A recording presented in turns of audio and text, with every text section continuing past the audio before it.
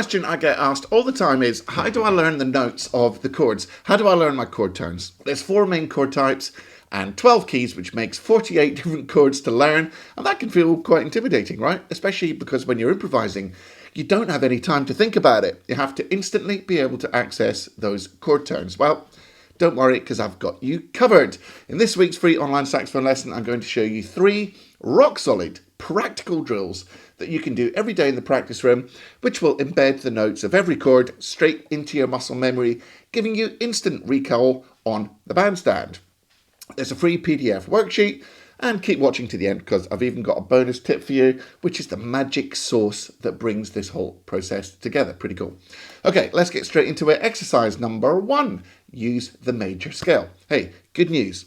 The major scale that you already know, hopefully, already contains 7th arpeggios of all the main 4 chord types. The 4 main chord types are major 7, dominant 7th, minor 7th, and half diminished, aka minor 7 flat 5. If you don't know how to work out the notes of these chords, or you don't understand what they are, you need to stop this video and watch the video linked above now, where I clearly explain how to work out the notes of any chord symbol. This video assumes that knowledge. So yeah, if you diatonically build a 7th arpeggio starting on each note of the major scale, you get a major 7 chord on 1, minor 7 on 2, minor 7 on 3, major 7 on 4, dominant 7 on 5, minor 7 on 6, and half diminished on 7. That sounds like this.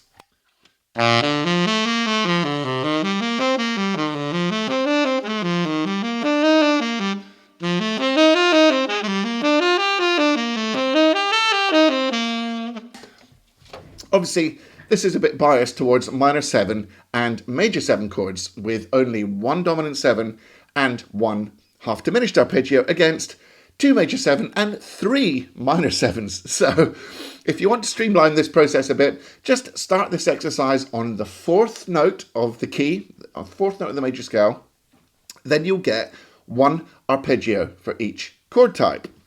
The secret of this exercise is to look and or to think about the chord you're playing as you play it.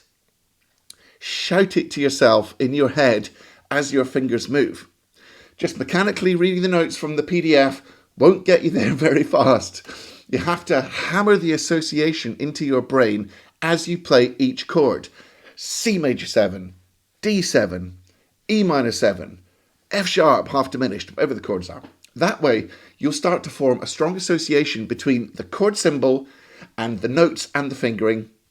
And before long, this will start to move from your conscious processing part of your brain into your thoughtless muscle memory. And by the way, this is as good a time as any to say that this process of learning the chord tones will not happen immediately or on its own. You've got to put in the hard work, and that's the bit that most people miss out. I'm giving you the tools here, but it's up to you to put in the hard miles like every other good player has done.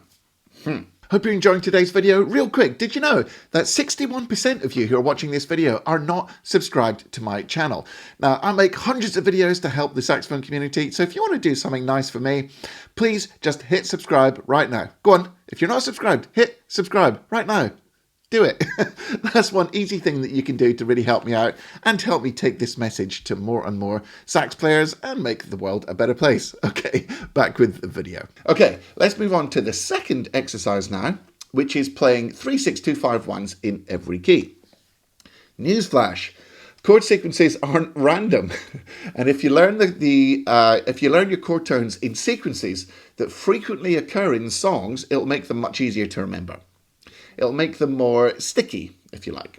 We're going to take a 3, 6, 2, 5, 1 sequence, playing all the arpeggios, then transpose that through all 12 keys. For each key, the 3 chord is half diminished, the 6 chord is dominant 7, the 2 chord is minor 7, the 5 chord is dominant 7, and the 1 chord is major 7. It sounds like this. Remember, you can get the free PDF using the link in the description.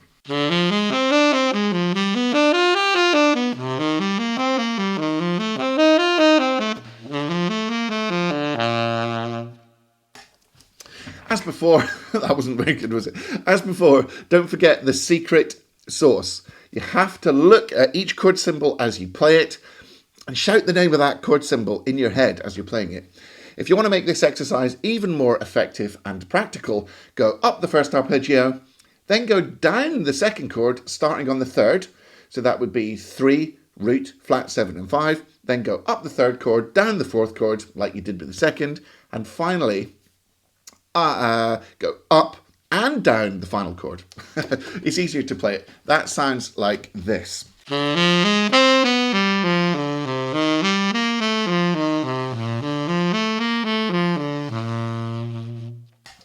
This is a great way to learn how to link these chords together because it gets you away from that blocky root position sound into the smoother voice leading style that you'll actually use when you improvise over songs, including the keystone of all the voice leading movements, which is going from the flat 7 of the 2 chord to the third of the 5 chord.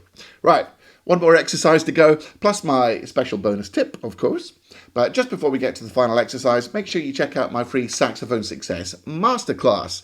It's full of transformative knowledge bombs that will instantly make you a better saxophonist, and it's yours for free. All you have to do is fill in your email. The link is there, and you'll find the link in the description as well. Okay, the third exercise is quite simple. You're going to take some standards, and you're just going to play the arpeggios of the chords that you see on the sheet music. This is where it starts to get really practical. This is, the progression of where we've been working up to. So let's take a simple standard. Let's take Autumn Leaves, for example, and we're just going to play the arpeggios of each chord that you see on the music. It's as simple as that. So let's give that a go.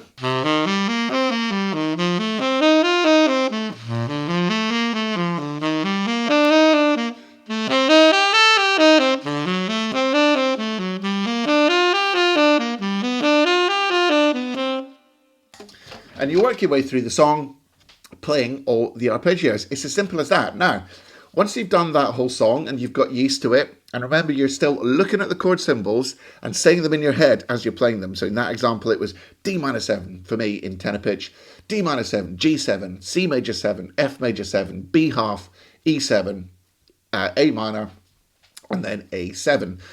Once you've done all that and you've been through the whole sequence and you're quite comfortable, then change the key. Now, if you've got your chord sequence in iReal Pro or whatever, just change the key. And then you've got a whole new set of chords. So this is really going to start hammering it into your head what the notes of the chords are, and also you're starting to work with them in the sequences which they appear in real life, which is very cool. So what about that bonus tip that I promised you? Okay, this is what the bonus tip is. Now, this is a bit of an advanced, a bit of a tricky exercise, but it's really going to make you learn the chord tones. Now, what you do, I sometimes struggle to explain this one, so I'll try and be as clear as I can. What you do is you just go up and down the horn from the lowest note you can to the highest note you can. You don't have to go altissimo or anything like that, normal range. And you just go up from the first chord. And when you get to the next chord, you keep going up to the next note available, the next chord tone available from the second chord.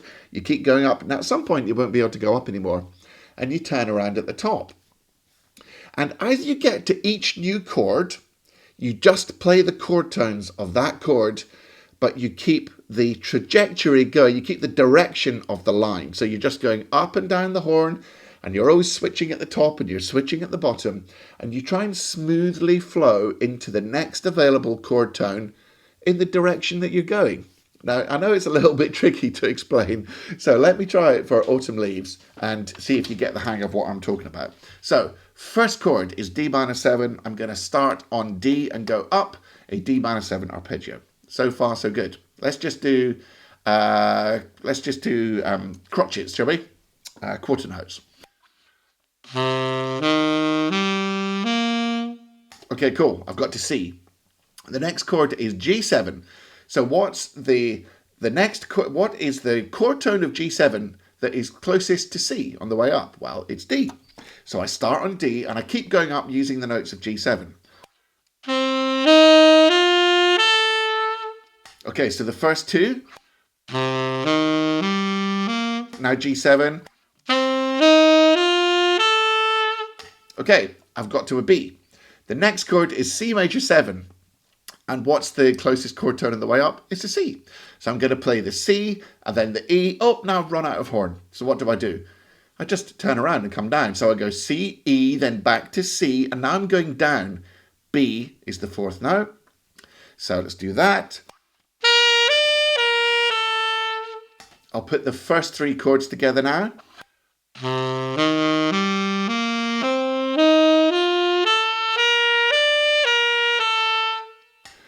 And I finished on the B of C major 7. What's the next chord? F major 7. Now I'm going down. What's the next chord tone in F major 7 on the way down below B?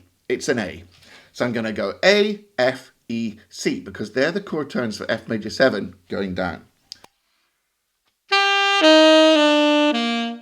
So now let me put the first four together now.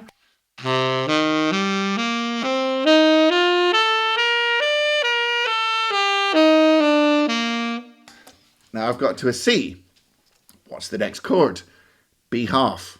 What is the next available note in B half on the way down from C? It's a B. So I'm going to play the chord tones of B half going downwards, which are B, A, F, and D. What's the next chord? It's E7. What is the next note? I've got to a D, by the way. What's the next note of E7 going down? It's a B. And then I've run out of horn. So what do? I come back up. So I'm going to go B, then go up, D, E, and G sharp. And then the final chord is A minor. So I'm still going up. So I'll go to the A. I'll play the A minor arpeggio. And then I'll flow into the A7 arpeggio. And it sounds like this.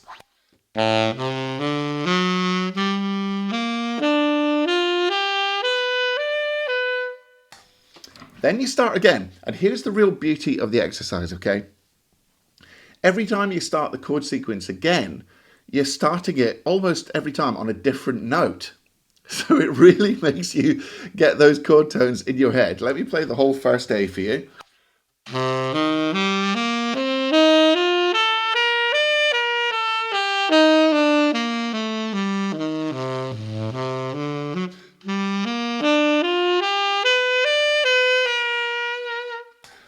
Now I'm on a C, I'm going down, and I start the sequence again. I'm going to roast myself here.